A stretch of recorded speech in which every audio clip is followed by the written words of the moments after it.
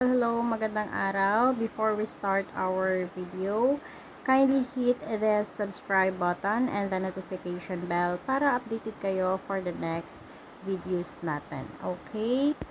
Let's go. So first, syempre, let's open our message app para mag-message tayo sa ating gateway. So dapat nakasave yung gateway ninyo. Ayan. Then, to convert, syempre, type lang natin ang convert. Space, amount. So, let's just say 1,000. Okay? Make sure na hindi lalagpas sa inyong A-fund ang inyong i-convert. Okay po? So, ganyan lang, convert, space, amount.